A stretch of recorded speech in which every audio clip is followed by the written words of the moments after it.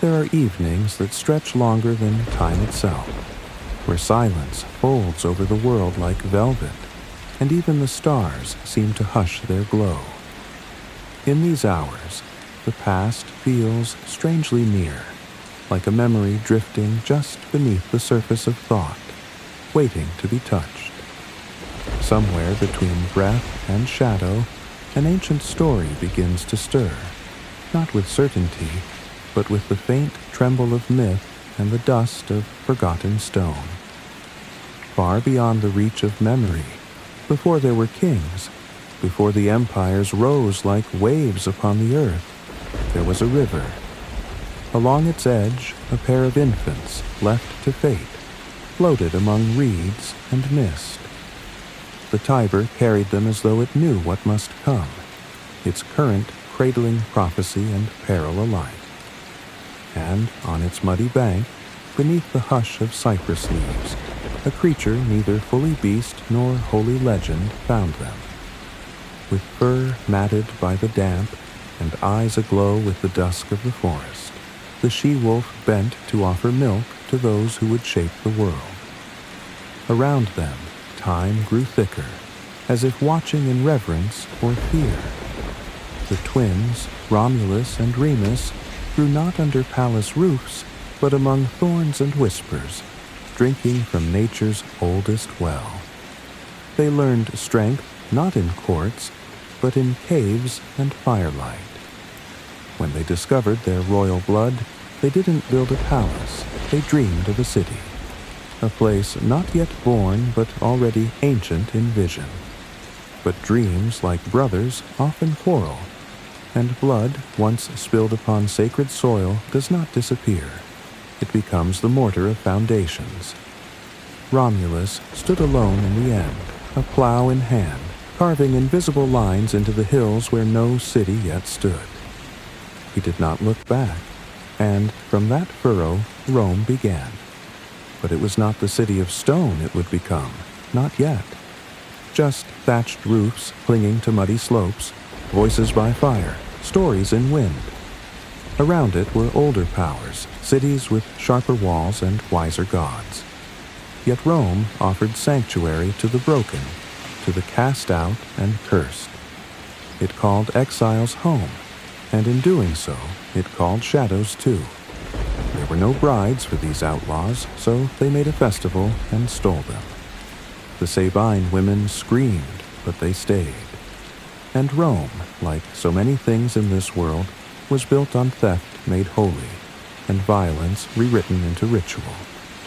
As kings came and went, as temples rose and bones filled the valleys, Rome became more than a place. It became a pattern of conquest, of compromise, of control. 7 hills watched it unfold, each one learning to lean closer, as though afraid to miss what came next. And still, there were always stones left unturned, always altars whose offerings had long turned to dust, still echoing a pact no one remembered making.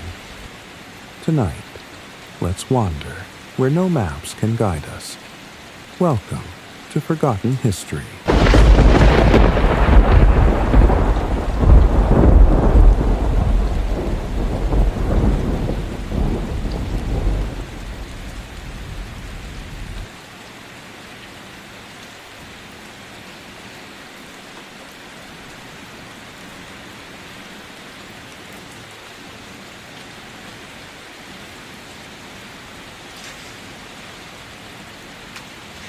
In the folds of the earliest memory, where smoke curled from simple hearths and sandals scuffed the raw dirt of the Palatine, Rome was still only learning to breathe beneath its own sky.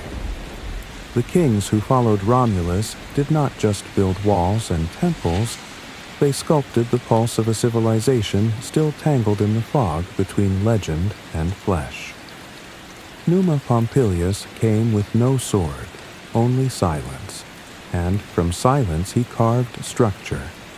He did not conquer, but listened to omens in the wind and shaped Rome's soul to suit them. Under his gaze, rituals became law, time was given rhythm, and the invisible grew heavier than stone. With each closed door of the temple of Janus, peace tried to settle into the city's bones, though it rarely stayed. Then came Tullus Hostilius, whose hands knew not stillness but steel.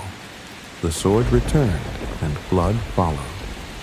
He brought war to Alba Longa, not with rage, but with a cold clarity that made the slaughter seem like civic duty. The triplet duel between the Heraci and Curiati was not merely a contest. It was theater in the language of gods, each blow carving fate for cities watching with bated breath.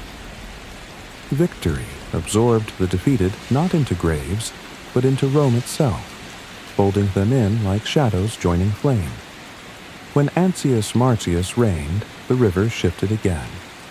Bridges grew where before only fords dared cross, and Ostia, the city of salt and ships, opened Rome's eye to the sea. But salt carries more than trade. It carries memory, and with it came foreign winds. Tarquinius Priscus arrived with the language of the Etruscans still on his lips. Under his rule, Rome dressed itself in borrowed grandeur. The Cloaca Maxima drained the marshes, but could not drain ambition. The Circus Maximus thundered with horses and hunger. Beneath every stone he laid, something unseen stirred deeper, something waiting. Servius Tullius, born of ash and omen, rose not from bloodline, but from fire. He measured the people not by name, but by worth and arms, assigning rank to breath and armor to station. He circled the hills with walls, as if Rome, now swelling with dreams and fear, needed binding lest it spill out and vanish into myth once more. Then came Tarquinius Superbus, the proud, and with him the weight of arrogance cloaked in marble and decree. His son's violence against Lucretia, a noblewoman draped in quiet dignity, was not just a crime, it was a fracture. Her blood, more than her words, awakened revolt. Her husband and Lucius Junius Brutus rose not in anger, but in inevitability. They unseated the throne, not for revenge, but because the city itself had whispered enough. And so the monarchy crumbled, not in fire but in hush, and the republic crept in like mist after a storm. Yet, in the dust of fallen crowns and scattered laurel, one cannot help but wonder. If the stones of Rome were carved with kings' ambitions, whose hands guided the chisel when no one was watching, beneath the newly quieted skies of Rome, where no king's voice echoed through the Senate halls, and no scepter cast its shadow across the forum, the republic began not with triumph, but with trembling. It was not a birth, but an uneasy awakening, like a figure rising too quickly from troubled sleep. In place of a monarch came two consuls, their powers matched and mirrored, each holding the right to unravel the other's will, a system forged not of trust, but of fear held in balance. Behind them, the Senate whispered with old voices, patricians robed in age and ambition, their council steeped in tradition yet ever watchful for cracks where power might slip free. Outside these marble chambers, the people stirred, not yet Romans in the imperial sense, but fragments of farmers and fighters, bound not by blood but by the soil and smoke that clung to their lives. The plebeians, as they came to be known, were the many who toiled beneath the sun, while the patricians remained the few who dined beneath columns and stars. Tensions brewed like storms beneath a painted sky. It was not long before those who carried spears on the battlefield returned home to find their fields taken and their futures tied in chains of death. When the poor withdrew to the sacred mount, refusing to fight, the city gasped. No enemy army had ever shaken Rome as deeply as this silence from within. It was the first strike of its kind, not with swords, but with absence. In answer, a new voice was given shape. the tribune of the plebs, sacred and untouchable, a guardian of those without gold or lineage. Their veto was a shield, though fragile, and their presence a warning. Yet laws remained the domain of whispers and priests, known only to those with scrolls and seals. So the 12 tables were born, etched into bronze, nailed to public sight in the forum's heart. The words were harsh, uneven, and still bent toward the elite, but they were visible. And in visibility, the law became something that even the wind could read. Still, Rome's survival could not rest solely upon its own disputes. Beyond its walls, the hills pulsed with rival tribes and older tongues.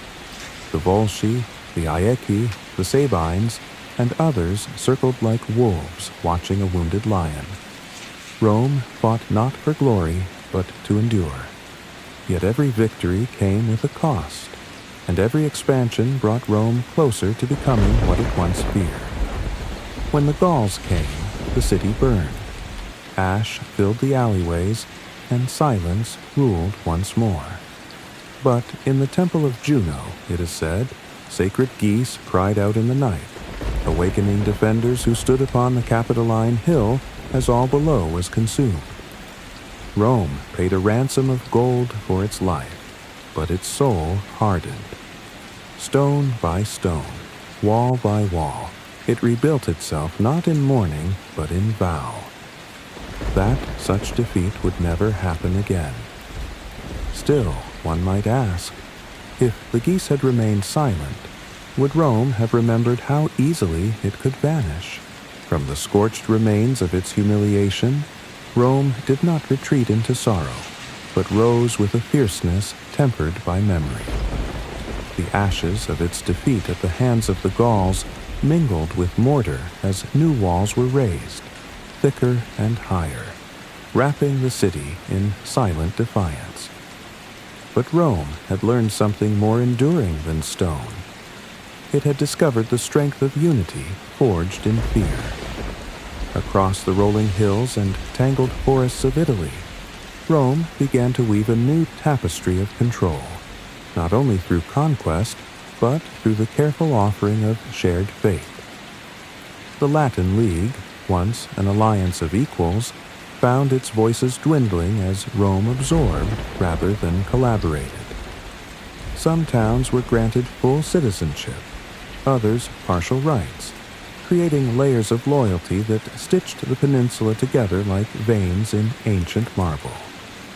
Citizenship became both a promise and a leash, a reward for compliance and a tool of command. The city sent out colonies like seeds, not only to settle land, but to anchor military presence across distant soil.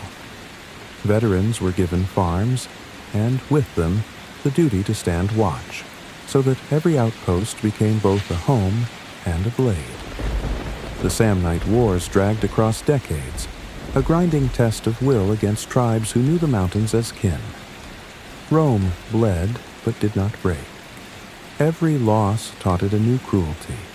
Every victory whispered how to endure. By the time Pyrrhus of Epirus arrived with his elephants and the glitter of Greek warfare, Rome had learned the one lesson that would make it eternal: to lose battles without losing belief. Even in victory, Pyrrhus saw the price and turned away. His so-called triumphs soaked in too much blood to taste of glory. And so, Rome stood alone upon the Italian spine, master of a land it had not merely conquered, but reshaped. Roads stretched outward like veins from the forum's heart, carrying soldiers and merchants, gods and laws. Yet with every step taken into new lands, something more than soldiers marched with them. A vision, perhaps, or an echo. The idea that Rome was no longer a city, but a force. And in the quiet before its gaze turned beyond the seas, one could feel the stillness hold its breath, as if the stones themselves were listening for the next voice to call them into walls.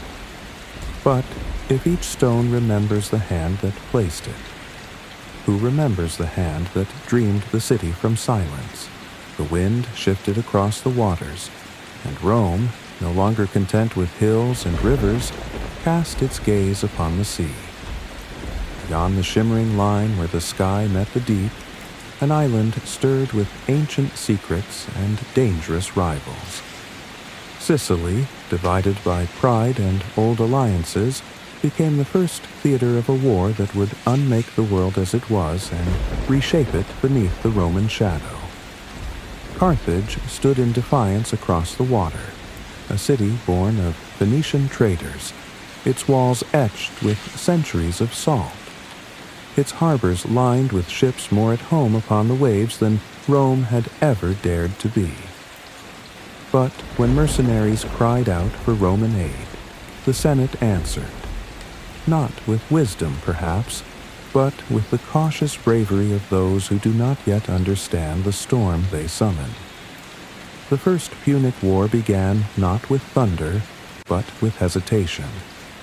Rome built a navy not from tradition, but from theft, copying a captured Carthaginian ship plank by plank, as if divining the sea's secrets from its skin. They added the corvus, a boarding bridge, not to outsail their enemies, but to bring the land's brutal clarity onto the uncertain waves. The war dragged for decades, battering both empires into exhaustion. In the end, Carthage surrendered Sicily, and Rome took its first step beyond the peninsula, into an empire it did not yet name. But silence was never permanent. In Spain, a young Carthaginian general named Hannibal rose like a curse against the Roman soul. He crossed the Alps not only with elephants and men, but with vengeance buried in every footprint. At Trebia, at Trasimene, and at Cannae, he carved wounds into Roman pride so deep that even the earth seemed to recoil. Thousands fell in a single day, and yet Rome did not collapse. It bent, whispered, endured.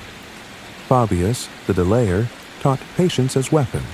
Scipio, the avenger, carried the war to Africa's shores. At Zama, Hannibal met his match, and Carthage bent the knee, its harbors emptied, its future tethered to Roman whim. But even in defeat, its ashes clung to Rome's memory. A shadow cast not by flame, but by fear of what still might be. And in that fear, one might wonder, if an enemy once destroyed still haunts your dreams, have you truly defeated them at all? As the dust of Carthage settled upon the sea, Rome looked eastward, where kingdoms born from Alexander's death flickered with fading grandeur. Macedonia, Syria, Egypt, lands ruled by bloodlines older than Roman ambition, now weighed down by golden crowns too heavy for their trembling hands.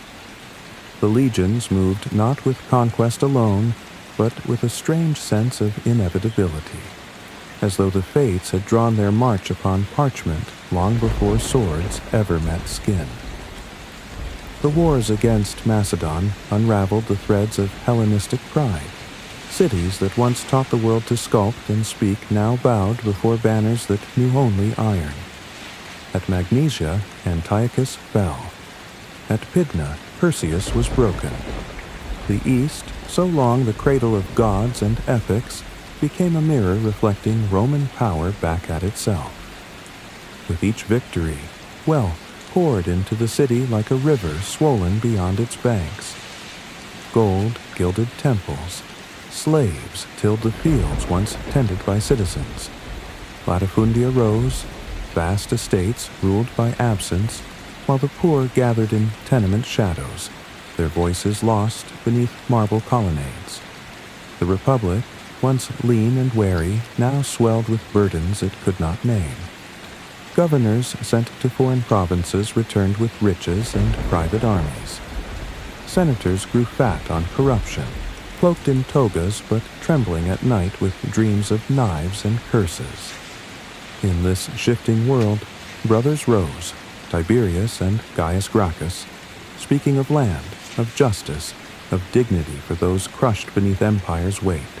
Their words stirred hope and fear. The Senate answered not with debate, but with daggers. The stones of the Forum drank their blood, and something inside the Republic cracked. Violence had entered politics like a ghost through a cracked window, unseen at first, but soon impossible to ignore. From that wound came storms. Marius the Reformer, Sulla the Butcher. Civil war became ritual. Prescriptions listed names of the doomed like prayers recited in reverse. And though the Republic still breathed, it was a breath taken through clenched teeth, brittle with memory and warning. Somewhere amid the marble and fire, one could almost hear a whisper behind every triumphal arch. And if that whisper was not of glory, but of guilt, what stories had been buried beneath the very roads Rome now walked? The twilight of the Republic came not as a single fall, but as a slow unraveling beneath the weight of men, too great for the laws meant to bind them. From the dust of civil war rose three figures, each grasping a piece of the Roman soul and stretching it across their ambitions. Pompey, the general adorned with eastern triumphs, whose shadow stretched across the Senate's columns. Crassus, the richest man in Rome, whose gold fed armies and silenced enemies. And Julius Caesar, a name that would one day outlive stone, still walked as a man of cunning charm and unsleeping ambition. Together they formed an uneasy alliance, a triumvirate bound not by trust but by shared necessity, holding the Republic in their fists like a delicate reed. Caesar's command in Gaul became more than a military campaign. It became a transformation.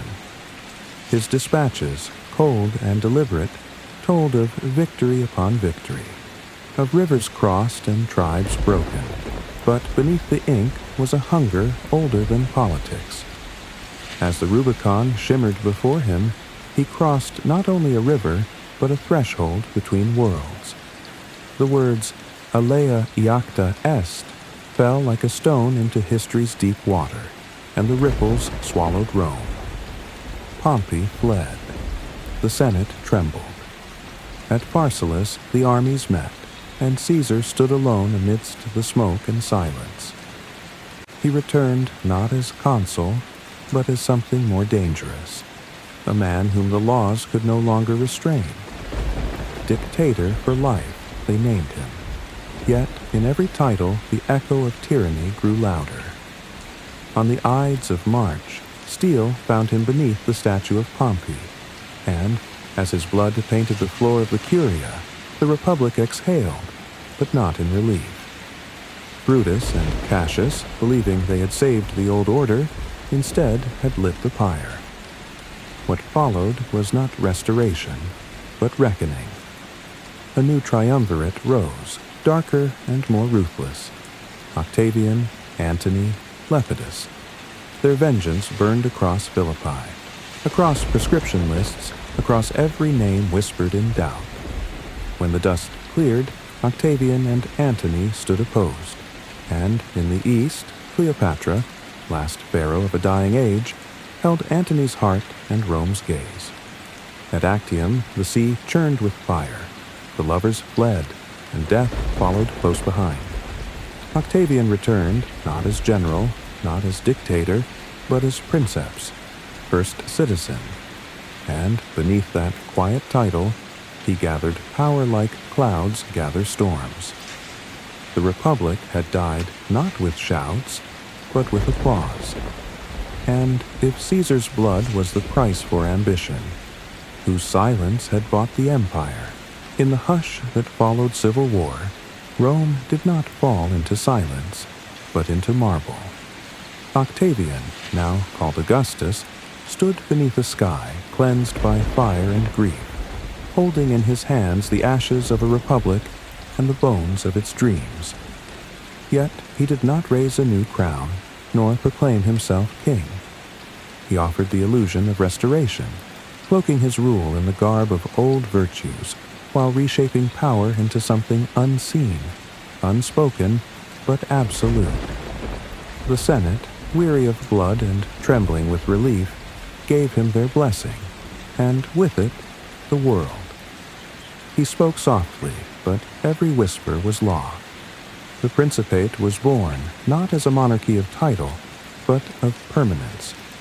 Augustus reformed the legions, reduced their number, and scattered them across provinces as guardians and settlers. He tamed the treasury, restored temples, and carved order into chaos. His boasts were quiet. He had found Rome of brick and left it clothed in stone. But beneath the polished surface, shadows grew. The empire stretched from the Atlantic to the Euphrates, from the cold banks of the Rhine to the deserts of Africa, held together by roads, laws, and fear. Each frontier pulsed with tension, each province a test of loyalty and identity. To be Roman no longer meant to be Latin, but to believe in the weight of order, the permanence of structure, the myth of unity. Tiberius, his heir, ascended reluctantly, a man of dusk rather than dawn. His rule grew cold, withdrawn to the cliffs of Capri where rumors swirled heavier than incense. Then came Caligula, whose reign spun gold into madness. They said he made his horse a consul, that he whispered to the moon and listened for replies. The Praetorian Guard ended his dream with steel. Claudius, overlooked and stammering, proved wise. He conquered Britain, opened the Senate to Gauls, and held the empire steady with an unexpected grace. Nero followed, a boy with fire in his veins and the stage in his soul. At night, Rome burned, and in the morning, fingers pointed. Christians were fed to beasts while poetry filled the amphitheaters.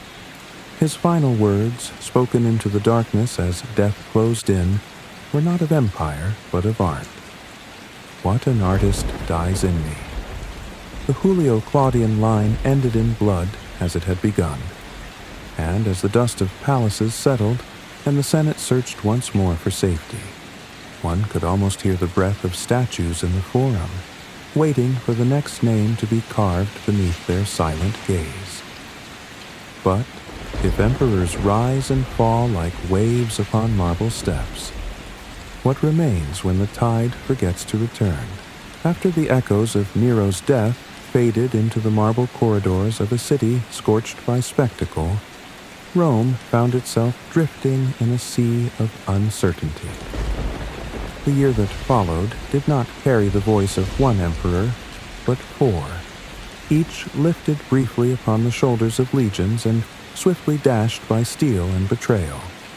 Galba, Otho, Vitellius, names spoken in haste, buried in haste, their reigns no longer than the shadows they cast at dusk. And then Vespasian emerged from the east, not with poetry or divine claim, but with a soldier's gaze and a builder's hands. He brought bread instead of prophecy, discipline instead of theater. Under his watch, the Colosseum began to rise, not as a monument to blood alone, but as a symbol of structure carved from the ruins of Nero's indulgence. When he died, his final jest spoke not of fear, but of transformation. I think I am becoming a god. His son Titus followed, gentle and brief, his reign marked by calamities not of his making, plague, fire, and the fury of Vesuvius. Yet compassion clung to his memory, a rarity among Rome's rulers. Then came Domitian, cloaked in order and paranoia. He strengthened the frontiers, ruled with rigid precision, and drifted slowly into cruelty, sealing his fate with every execution whispered in candlelight. The blade found him too, and so ended the Flavian line. The Senate, tired of madness and mourning, chose Nerva, a man of age and balance, who adopted not a son, but a successor, Trajan, the Spaniard, whose name would one day be whispered with reverence in every corner of the empire. His wars stretched Rome to its widest breadth, reaching Dacia and beyond, bringing gold, glory, and ghosts. Yet it was not conquest alone that crowned him. His laws softened chains, his public works bridged more than rivers, and his forum stood like a promise carved in stone. Hadrian followed, eyes turned inward. He wandered the provinces like a monk in armor, touching stones, speaking with garrisons, walking among the forgotten. His wall in distant Britannia was less defense than declaration. This far and no further. He loved Greece, wore a beard in the fashion of philosophers, and built the Pantheon, a dome that still holds the sky. Yet even he could not escape the way of succession. He chose Antoninus, who ruled in peace so deep that silence became legacy. And when Marcus Aurelius, stoic and weary, took the purple, the empire stood on the edge of something unseen. He wrote of virtue while the Danube roared. The plague took millions. The frontiers bent. And when he passed the crown not by merit but by blood, a door was opened that would never fully close. His son, Commodus, stepped through, not as philosopher, but as spectacle. And in that shadowed moment, one could feel the statues lean slightly away, as if the stone itself had begun to question what it meant to rule. But if marble forgets what it was meant to remember, who will remind the silence to speak again?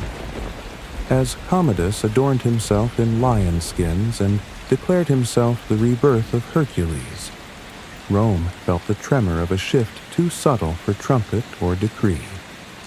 He fought in the arena not as emperor, but as performer, each mock battle an offering to his own vanity, each coin spent a drain from the treasury of dignity. Senators were humiliated, not by policy, but by pantomime. His reign ended not with ceremony, but with a garrote. His own wrestling partner turned executioner. His last breath stolen in a private bath beneath vaulted ceilings still echoing with laughter. What followed was chaos dressed in imperial purple. Pertinax tried to restore discipline, but the Praetorian Guard, once the emperor's shield, had become Rome's auctioneer. They sold the empire to the highest bidder, Didius Julianus, whose reign lasted scarcely longer than the bidding itself. In the provinces, legions rebelled not for justice, but for preference. From the north, Septimius Severus marched upon Rome, not as usurper, but as restorer. Born in Africa, his Latin laced with sand, he brought military order wrapped in marble efficiency. He reshaped the empire through strength, replaced senatorial pride with equestrian loyalty, and made his legacy a thing of steel and law. In the east, he carved new provinces, pushed borders, and whispered to the ghosts of Parthia. But his final campaign led him north, to Britannia, to the mists and moors where wolves still watched the edges of Roman ambition. There, in Eboracum, modern York, he died, his bones cold in a land that had never bent fully to Rome's fire. His sons, Caracalla and Geta, were meant to share his legacy, but brotherhood was always fragile in Rome. In a moment, both personal and imperial, Caracalla ended Geta's life in their mother's arms and ordered his brother's name erased from time. Yet, even as blood stained the palaces, Caracalla offered a gift wrapped in suspicion, the Constitutio Antoniniana, granting Roman citizenship to all free men of the empire. A unifying gesture, or a broadening of the tax base, it mattered little. The idea of Rome now flowed beyond the hills of Latium. No longer a city, but a name carried on breath from desert to fjord. Caracalla, too, met his end on a lonely road, struck down while relieving himself, his reign ending not with glory but with waste. The Severan dynasty stumbled forward, held aloft by women whose names flickered briefly against the veil of history. Julia Domna, Julia Maesa. Mothers, schemers, survivors. Elagabalus scandalized the city with his god of the sun, his perfumes and silks and blurred identities. They dragged his body through the streets and threw it into the river, as if water could wash away offense. Alexander Severus, barely more than a child, tried to rule with grace, but grace had no place in the century that was coming. And if the river could forget the body, it swallowed. Could Rome forget the empire it had become? The soil of the 3rd century trembled beneath the weight of too many crowns and too little time. Rome no longer wore a single face, but shifted masks with each passing season. Emperors rising like dust devils from the provinces, crowned by armies and murdered by whispers. Alexander Severus, the boy emperor who clung to hope and counsel, faced the growing tide of unrest with negotiation rather than blood. But the legions had grown tired of softness, and at the cold frontier, they answered his diplomacy with swords, their loyalty given instead to Maximinus Thrax, a giant of peasant origin, whose strength had carried him from shepherd's fields to command. His reign began a parade of chaos, where each emperor ruled not by tradition but by survival, and few survived long. Civil war became a calendar rhythm, one rival replaced by another, loyalty turned as swiftly as the seasons. The empire fractured in spirit and then in form. In Gaul, a breakaway state emerged, the Gallic Empire, its governors weary of Rome's disarray. In the east, the desert jewel of Palmyra, under Queen Zenobia, rose with grace and steel, claiming dominion over Egypt and Syria. The provinces watched as unity dissolved into echoes. Plague returned, carried by legions and merchants alike, thinning cities and emptying temples. The currency was debased again and again until coins bore the weight of nothing, and trade became guesswork. In battle, Emperor Decius fell to Gothic blades, his corpse lost to the marshes, and Valerian, taken captive by the Persians, was said to have served as a living footstool for Shapur, then flayed and displayed as warning. These were not deaths. They were unravelings, visible cracks in the illusion of Roman invincibility. And yet, amid this decay, figures emerged not as saviors, but as steadying hands. Claudius Gothicus defeated the invaders at Naissus. Aurelian recaptured lost territories, humbled Zenobia, rebuilt the walls of Rome, and spoke of the sun as if light itself could bind the empire once more. His assassination nearly undid it all. But these men were not emperors in the old sense. They were surgeons trying to stitch together a patient that had already begun to dream of death. The gods grew quiet. The Senate became a rumor. Power flowed not from laws but from legions, and every general carried within him the seed of Caesar or the shadow of Nero. Through all this, the streets of Rome still filled with footfalls, aqueducts still carried water, and somewhere a child still practiced writing Latin letters upon a wax tablet, unaware that the world was no longer standing. It was merely balancing. And if every wall must someday bear the crack it was built to resist, then how long can silence pretend to be strength? In the final throes of a century unraveling, a man from the stony coasts of Dalmatia rose not with fire, but with form. Diocletian, a name scarcely whispered before, stepped into the void not as a savior, but as a sculptor of systems, carving order into chaos with hands that had once gripped a soldier's spear. The empire, wounded and fractured, no longer obeyed a single center. He saw this not as failure, but as inevitability. So he divided it, not once, but twice.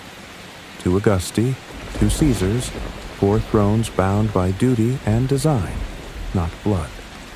It was a tetrarchy built of geometry and hope, where emperors ruled not from Rome, but from where danger brewed, each quarter of the realm held in tension with the rest, like a compass drawn over stone. The old capital faded into symbol, a relic of marble and myth. Administration was redrawn into layers, provinces split and folded into dioceses, prefectures, a tapestry meant to hold fast against the fraying edges.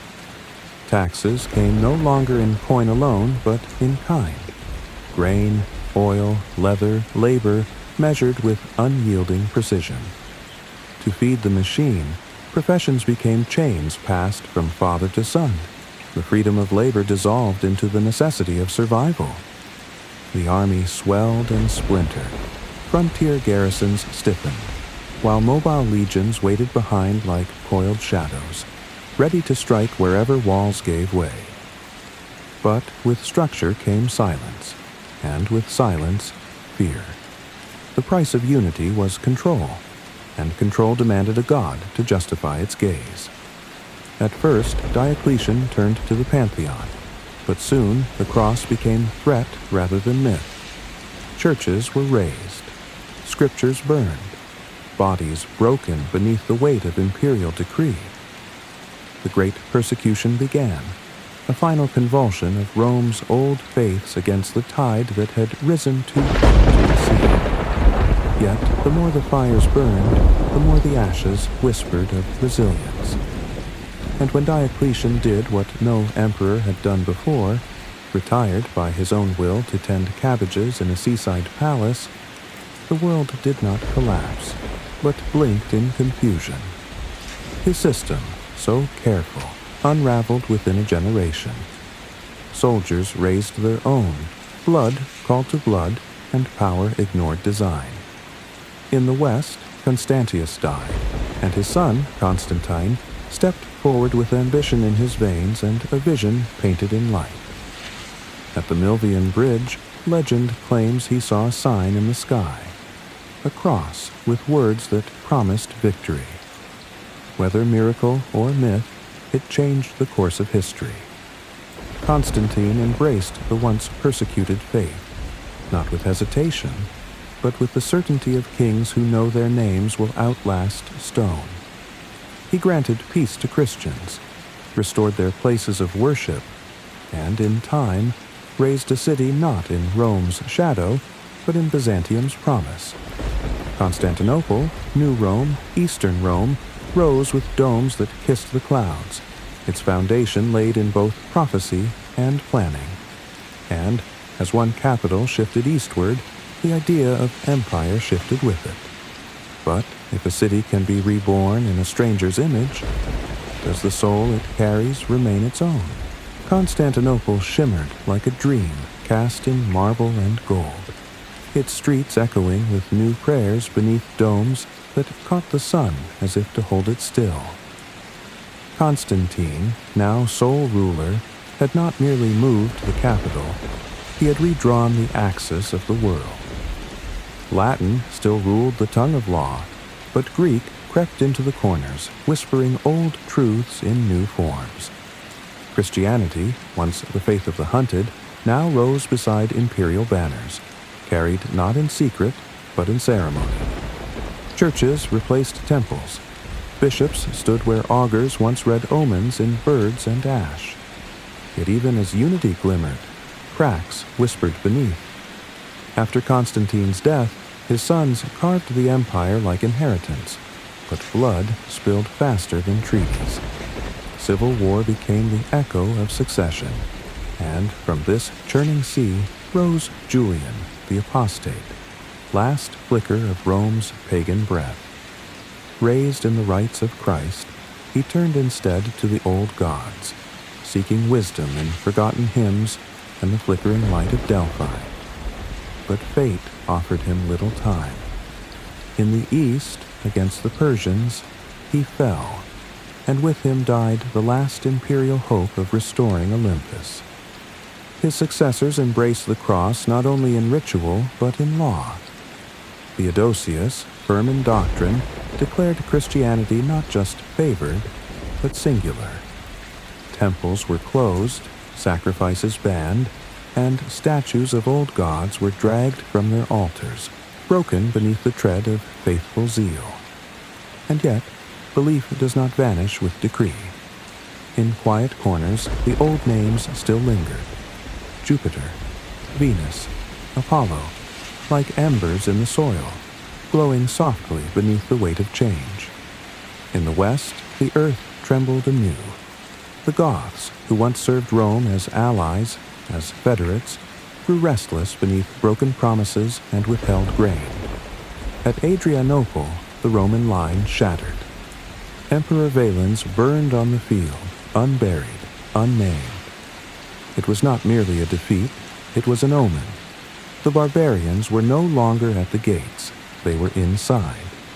The empire, now split not only in governance but in soul, faltered.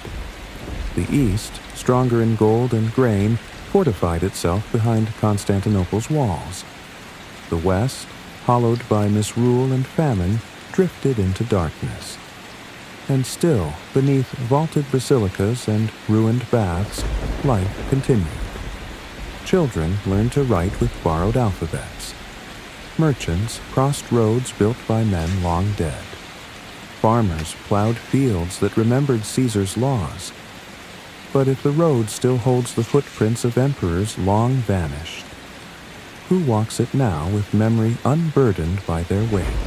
The western sky darkened not with fire, but with footsteps. Slow at first, then gathering like thunder across alpine passes and frozen rivers. The Goths, once the guests of the empire, became its arbiters. Alaric, proud and patient, led them not as a barbarian, but as a man betrayed. Promised lands, denied food, ignored in halls where Roman words no longer meant Roman truth. He marched upon Italy not in fury, but with purpose.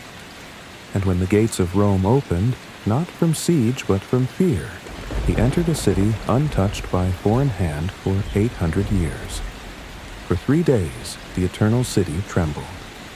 The temples, now silent, watched as homes were emptied, treasures taken, hymns replaced by hoofbeats. Yet the sack was not total, not ruinous in stone, but in spirit it was shattering. Jerome, writing far away in Bethlehem, wept as though the whole world had fallen in that single act. Alaric died soon after, his grave lost beneath a diverted river, sealed with water and silence. Meanwhile, across the seas, the Vandals had taken Africa, Rome's granary, turning it from breadbasket to enemy coast. Carthage, reborn under a new banner, sent ships instead of sheaves. The Western Empire, now seated in Ravenna behind marshes and murmured prayers, grew thin. Its emperors ruled in name, their edicts echoes. The true power lay in generals, often of barbarian blood, their swords sharper than their Latin. One such man, Flavius Aetius, stood as the last great wall, his alliances fragile, his victories temporary. Against Attila the Hun, scourge of heaven, he gathered Romans and Goths alike, and on the Catalaunian plains he held the line. Attila retreated, but not for long. He entered Italy, his gaze fixed on Rome once more. And yet there at the gates a bishop stepped forward. Leo, who bore no sword, only faith. Somehow, words turned the tide. Attila left. Perhaps it was plague, famine, bribes, or perhaps it was something older, something unspoken. Attila died not in battle, but in marriage, and the Hunnic storm faded with him. Aetius, savior of the West, was slain by his own emperor, Valentinian, who was then himself cut down by Aetius's loyalists. Like reflections in broken glass, rulers fell, and Rome barely noticed. The Western throne became a title passed between puppets and pretenders, until at last a boy named Romulus, named for the founder, crowned as a shadow, was deposed by a man named Odoacer. The empire was not conquered. It was relinquished. The insignia returned to Constantinople, the title left behind. And yet, life did not end. The fields still yielded. The churches still gathered. In palaces now occupied by Germanic kings, Roman administrators whispered the same laws, kept the same ledgers, taught children the names of hills that had once watched an empire rise. But if the eagle no longer soars above the forum, why do its wings still stretch across the pages of memory?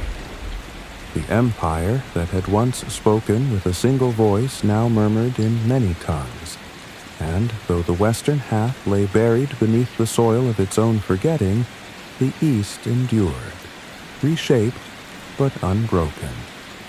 Constantinople, ringed in walls that turned back siege and time alike, stood as the last breath of a world that had once reached from Scotland to Syria. It was here that the old dream wore new robes, embroidered with crosses instead of eagles. Zeno ruled through intrigue and silence, a man whose grip held despite the shifting sands beneath his feet. His successor, Anastasius, brought not conquest, but coin. Through measured hands, he filled the treasury and fortified the city, even as the skies darkened with theological storms. Debates over the nature of Christ rippled through the streets and palaces, rending churches as deeply as swords had once split provinces. And then came Justin, and behind him, Justinian. Born of peasants, lifted by chance and will, Justinian sought not just to rule, but to restore. His wife, Theodora, once a performer, now empress, stood beside him as flame and anchor, her mind as sharp as any blade in the empire's service. Together, they envisioned a new Rome, one born from the ashes of the old. His general, Belisarius, led armies westward, reclaiming Africa from the Vandals, Italy from the Goths, pieces of Spain from the fragments of Visigothic memory. Yet every victory came stained with loss. The wars dragged on like dreams turned sour, and by the time Rome was Roman again, it lay hollowed, a body reclaimed after death. Even the triumphs could not silence the groans of plague. A darkness swept through Constantinople, unseen but unrelenting, cutting lives by the thousands. The empire bled not from wounds, but from breath, and still Justinian built. Hagia Sophia rose, not as a church, but as a mountain of light, its dome hanging like a second sky, daring time to forget. He codified the law, gathering fragments of centuries into a single body, the Corpus Juris Civilis, a monument of ink to rival any built of stone. Yet no system lasts forever. After Justinian's death, the borders shrank, the coffers groaned, and new enemies circled. The Persians surged west, and in their shadow a newer fire stirred. But for a moment, beneath the gold mosaics and between the chanting of choirs, it seemed that the world had been remade. And if one could stand in the nave of Hagia Sophia and whisper a prayer, would the marble remember the empire or the man who dared to dream it whole again? The light that had glowed within Justinian's golden city dimmed beneath the weight of ceaseless war and unspoken change. To the east, the Sassanids pressed forward, their banners catching the wind like ancient ghosts returned, reclaiming lands Rome had long forgotten to love. Syria, Palestine, Egypt, all fell under Persian shadow, and the true cross, most sacred of relics, was paraded through foreign cities like a trophy plucked from a dying faith. Yet, even as the walls of Constantinople braced for siege, the soil of Arabia began to stir with a sound no empire had foreseen. From desert winds and silent caves came verses, not of empire but of unity, carried by men who knew the stars and walked with certainty beneath them. The armies of Islam, swift and silent, swept through the broken borderlands of both Rome and Persia, toppling kingdoms with a rhythm born not of hunger, but of belief. At Yarmouk, the Roman legions met their match not in numbers, but in conviction, and what had been Roman for centuries became something else, seemingly overnight. Heraclius, weary from victories that had come too late, could only watch as cities once baptized in Latin faded from his grasp. The world had shifted beneath his feet, and no map could mark its course. In the wake of loss, the empire hardened its core. Anatolia and the Balkans became its spine, and Greek, no longer just a tongue of scholars, rose as the language of command, of prayer, of daily breath. Themes: military provinces defended by soldier farmers, replaced distant garrisons and forgotten governors. The empire bent inward, like a tree twisted by endless wind, shedding branches to preserve the trunk. Constantinople, now truly the heart, faced siege again and again. The Arabs came with fire ships and hope, but the sea turned against them.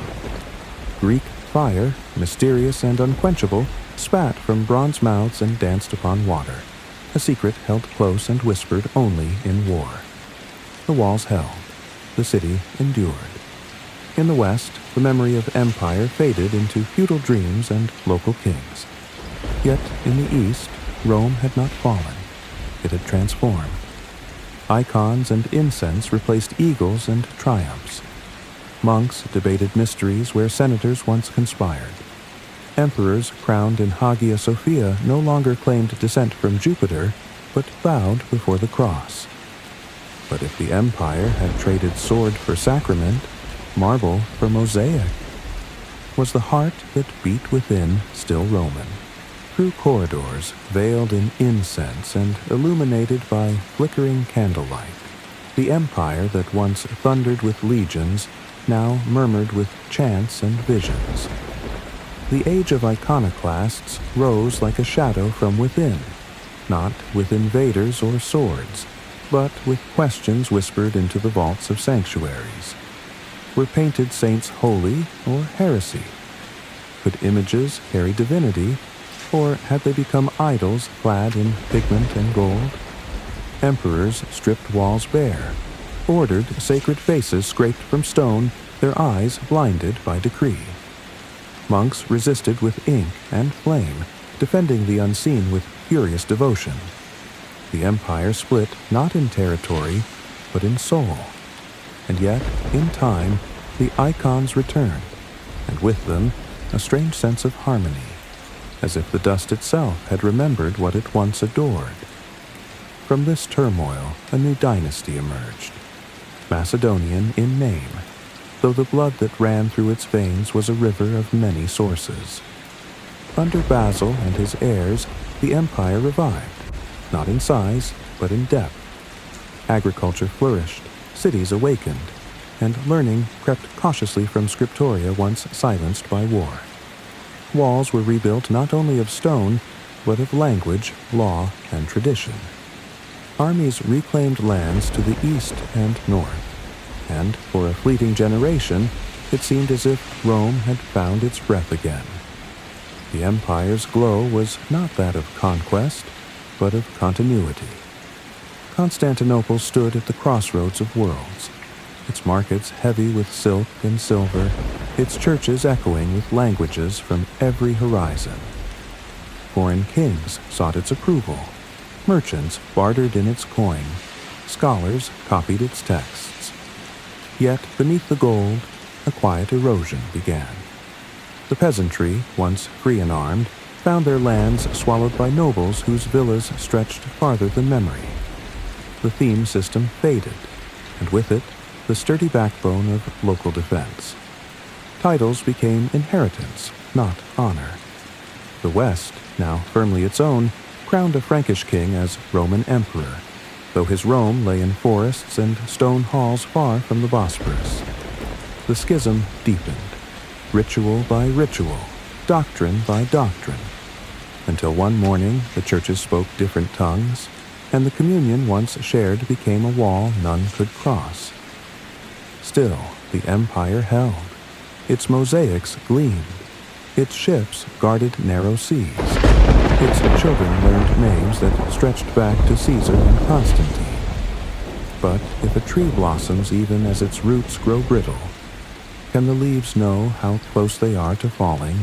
The Eastern Empire, still draped in gold and incense, watched as its horizons narrowed, not from the clash of swords alone, but from the slow unraveling of the soil beneath its feet. At Manzikert, beneath the open sky of Anatolia, the earth cracked. The Seljuk Turks, swift and disciplined, struck not with overwhelming force but with precision born of certainty. The Byzantine army, splintered by pride and misjudgment, folded into disarray. Romanos, the emperor, was captured, not slain but held, and then released, a gesture that stung deeper than steel. His return to Constantinople brought not redemption, but disgrace. And behind him, the door to Asia Minor swung open.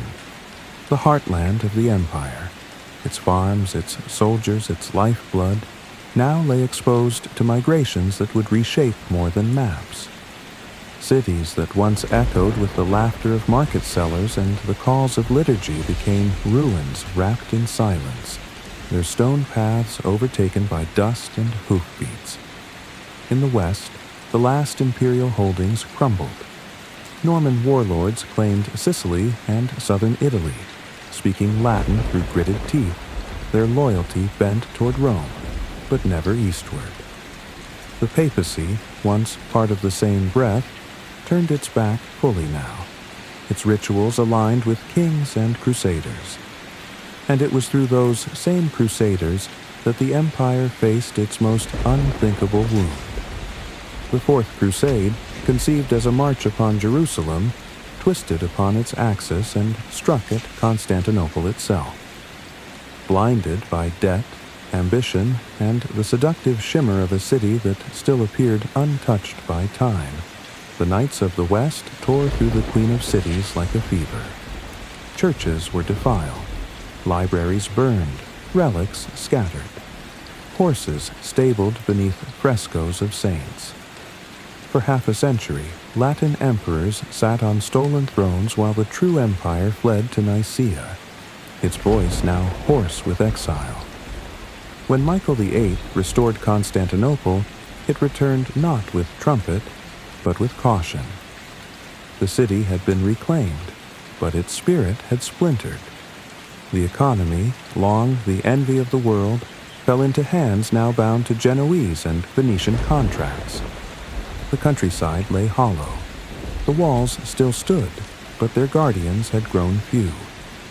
Yet somehow the mosaics were repaired, the liturgies resumed, and for a time the empire remembered itself. But if memory is patched together from broken light and borrowed faith, can it bear the weight of what comes next? The last centuries of the empire unfolded, not like chapters in a book, but like echoes in a vast hall whose pillars had long begun to crack. Constantinople still gleamed in the sun, its domes rising above the Bosporus like ancient prayers made visible. But the air around them grew thin with uncertainty. The emperors of the Paleologus line ruled more with ceremony than command, their titles grander than their reach, their decrees floating over lands that no longer listened. Beyond the crumbling hills of Anatolia, the Ottomans gathered, not as raiders, but as successors in waiting. Their crescent banners rose slowly, patiently, carried not only by swords, but by vision. One by one, cities fell. The old theme roads became paths for foreign boots. The empire now clung to fragments, the coastlines and fortresses that once marked its power, now symbols of its retreat. yet within its walls life still breathed. Art persisted, not with the confidence of dominance, but with the quiet determination of memory. Icons were painted with eyes that seemed to know what was coming. Hymns echoed with the cadence of farewell. Appeals to the West grew more desperate. Letters were sent, unions proposed, faiths tangled. In Florence and Rome, debates erupted over dogma while Constantinople waited. The West had its own concerns. The Renaissance had begun, and with it came a new hunger.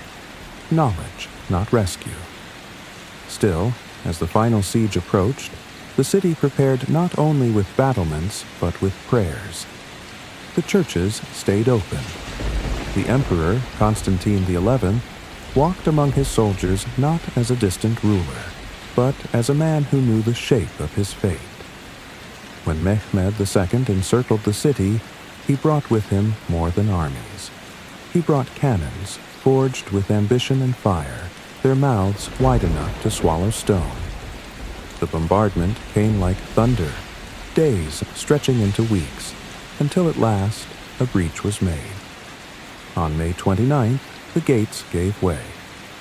Constantine vanished into the fray, legend claiming he cast off his imperial robes and fell among his men, sword drawn, name unspoken in death. Hagia Sophia, the cathedral that once held the dome of heaven, now held silence. The cross was lowered. The crescent rose. The city did not burn. It transformed. And though the empire died with a whisper, its breath did not vanish. For if the crown of Caesar falls into foreign hands, does the dream end, or does it wait quietly behind new walls? Long after the gates closed and the torches dimmed, the idea of Rome drifted onward like mist across forgotten valleys. Though its banners had fallen and its emperors lay in unmarked graves, its memory wound itself into the sinews of the world that followed. The Ottoman sultans called themselves Caesars, not in jest, but with conviction, ruling lands once Latin, speaking a language born of deserts, yet shaping law and power in rhythms once chiseled into Roman stone. In Russia, Moscow rose claiming to be the third Rome, a flicker of imperial longing wrapped in Orthodox robes and Slavic song. Across the western lands, once cradled in Rome's embrace, broken kingdoms gathered the fragments, roads, arches, aqueducts, using them not as relics but as blueprints. The Renaissance bloomed from the ashes, painters and poets reaching back through time to grasp hands long gone. The laws of Justinian whispered into modern courts. The architecture of domes and columns reappeared in distant capitals, and the Latin tongue, though no longer spoken, found new breath in science, medicine, and faith. Even the calendar obeyed Caesar's shadow, each month a monument to emperors, gods, and the turning of time. And Christianity, once a flicker beneath Rome's scorn, had grown into a structure as vast as any empire, tracing its hierarchy and ritual from the Senate and the streets of empire past. But deeper still, within the hearts of countless generations, Rome became something more than history. It became myth, not a fable of dragons or sorcery, but of structure, law, and ambition. It taught that order could span continents, that roads could outlast their makers, that ideas, once etched in stone or ink, could cross millennia with barely a scratch. Yet, for all its glory, Rome also carried the weight of warning. It showed how republics could crumble into tyranny, how excess could silence virtue, how the brightest lights could cast the deepest shadows. It was not perfect. No empire is. But it endured, not merely through force, but through transformation. The body died, yet the spirit changed shape, changed tongue, changed temple. And even now, as night deepens and silence wraps the world in velvet stillness, that spirit lingers. In the laws we uphold, in the languages we speak, in the arches that still hold the sky above our cities. The stars that watched Caesar still burn above us. The stones that heard Cicero still press against the earth. The same questions that haunted Marcus Aurelius haunt us still. Who are we when our cities fade? What remains when the banners fall? And if the empire never truly fell, then what name does it wear tonight as we sleep beneath its shadow?